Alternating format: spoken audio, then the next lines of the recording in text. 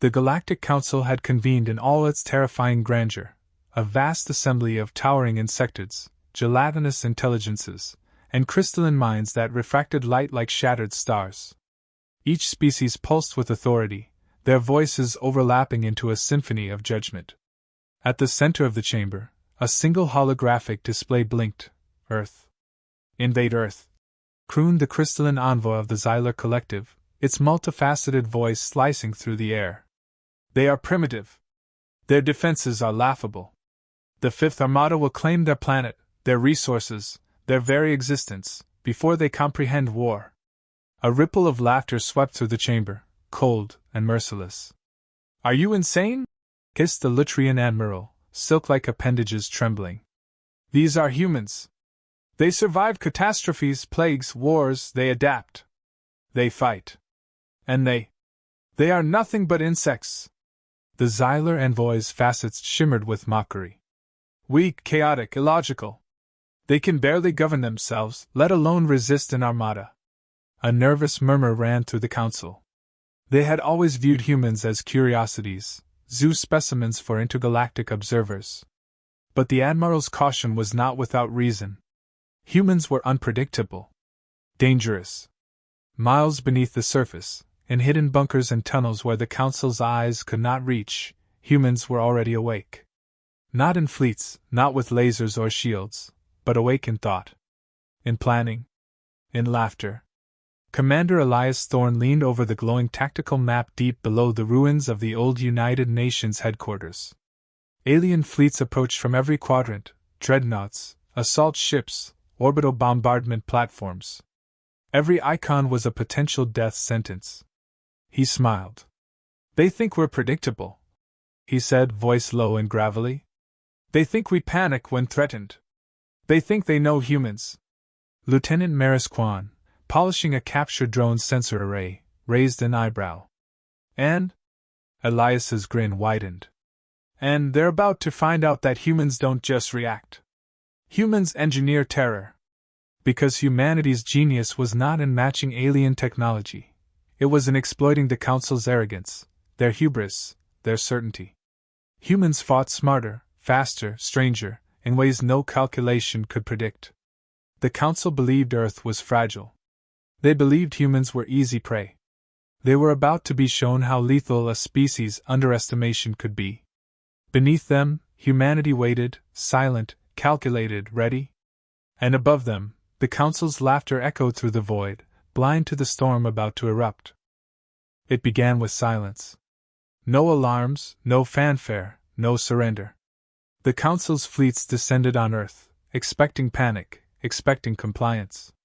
Massive Xyler dreadnoughts hovered over New York, London, Beijing, their armor gleaming, weapons primed to reduce the planet to ash. And humans did nothing. At least, nothing they could predict. Dr. Anika Rojas, a quantum physicist long dismissed as a dreamer, activated the first prototype in a hidden underground lab. The device hummed, low and ominous, almost tender in its precision. Gravity wells bent around the alien ships as though they were toys in a child's sandbox.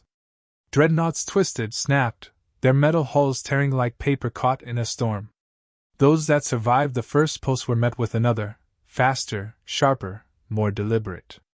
Not random, but intelligent. Terrifyingly intelligent. The Council expected panic. Instead, they witnessed strategy. Evasive maneuvers, now! The Xyler admiral barked over comms, but it was too late. Humanity had rewritten the rules of engagement. Ships meant to annihilate Earth were shredded by forces they had no language to describe. In the subterranean command room, Thorne and his team erupted in chaotic cheer, slapping consoles, hugging, laughing like madmen. Tell me, Lieutenant Marisquan said, a wicked grin spreading across her face as she watched another dreadnought collapse into a gravity spiral. Does it ever get old, watching them realize they're not the apex predator? Not yet, Thorne replied, voice low and dangerous. Not yet. We've only just begun. And above Earth, the aliens began to understand the terrifying truth. Humans didn't fight to survive. Humans fought to teach lessons. By nightfall, entire fleets lay in rubble, caught in kinetic traps, ripped apart by gravity pulses, and manipulated orbital debris. Humanity's first strike was not merely defensive, it was a statement. A warning. A calculated display of terrifying ingenuity. Even the Council began to murmur among themselves, fear threading their voices. The humans were clever. They adapted. They were unbroken. And deep below the Earth's surface, Thorn looked at his team and smiled grimly. They think this is survival, he said. They don't realize it's revenge. And revenge is very human. The first shock had been delivered. The Council's arrogance had been shattered. And the galaxy would never underestimate humans again. A week into the war, the Galactic Council convened an emergency session. The chamber that once shimmered with confidence now felt heavy with dread.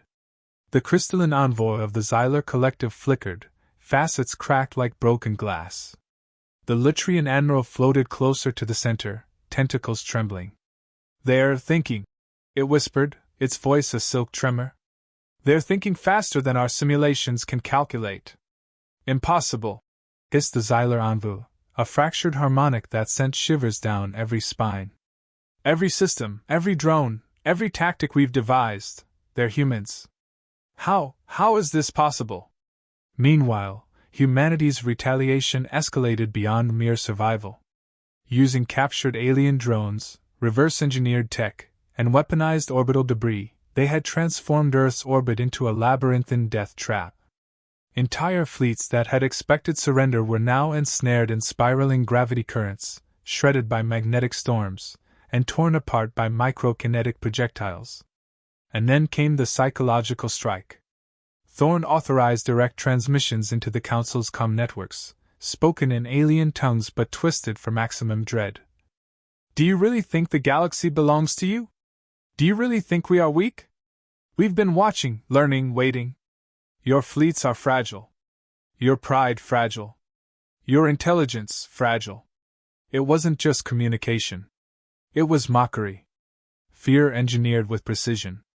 Council members shrieked, argued, even turned on one another. For the first time in millennia, they realized, humans didn't just destroy ships. They shattered confidence, broke spirits, rewrote the rules of engagement, and mocked them while doing it. They're evolving, muttered a crystalline counselor, facets trembling. This isn't war. This is a revelation. Down on Earth, in the ruins of a shattered city now secretly rebuilt, Thorn stood beside Dr. Rojas, her hands still smoking from a newly activated orbital destabilizer. They wanted to conquer us, she said, eyes blazing. They thought we were predictable. Weak. Fragile. And now they'll never forget what humans are, Thorn finished. He smiled, sharp and dangerous. And they'll tell every galaxy they meet. Above Earth, the remnants of the Council's fleets drifted broken and demoralized, their confidence shattered.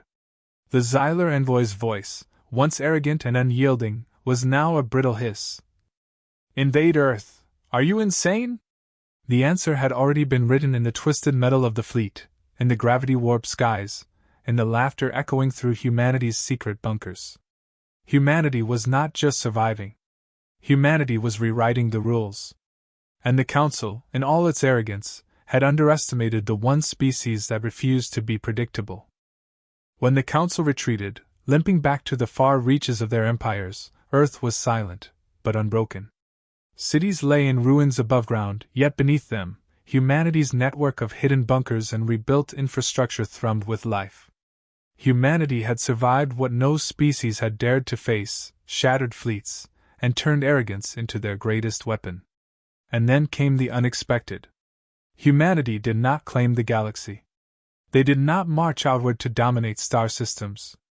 Instead, they left messages, encoded in satellites, in debris, in the very fabric of space itself. We survived. We conquered. But we leave the rest to you. Remember, never underestimate us again. The Council's humiliation became legend whispered across star systems. Worlds that once prided themselves on supremacy now approached Earth with caution, awe, and fear. Not because humans sought conquest, but because humans had mastered unpredictability, innovation, and the art of terrifying retaliation. Thorne walked through the rebuilt tunnels of New York, the faint hum of orbital destabilizers echoing above. Dr. Anika Rojas trailed him, a mischievous grin lighting her face. So, dinner? Lieutenant Maris Kwan asked, polishing the edge of a captured alien blade. Let's not, Thorne said, low and dangerous. They might be watching. Dark laughter filled the chamber, a human laugh that carried triumph, warning, and unshakable confidence. Somewhere deep in the galaxy, an alien analyst muttered, trembling. Invade Earth, are you crazy? And the answer, now carved into the stars themselves, was undeniable. Humanity was ready for anything. They had faced the might of a galaxy-wide council and survived. They had turned arrogance into opportunity, fear into weaponry, and chaos into strategy. They had done the unimaginable. Humanity had rewritten the rules, humiliated the invaders, and emerged stronger, smarter, and unbroken. For centuries to come, the galaxy would remember that small, blue planet on the edge of nowhere. Not as a world to conquer, but as a species to respect, fear, and, if they were wise, never, ever underestimate. Because humans didn't just fight wars, they engineered legends. And the universe had learned a lesson it would not soon forget.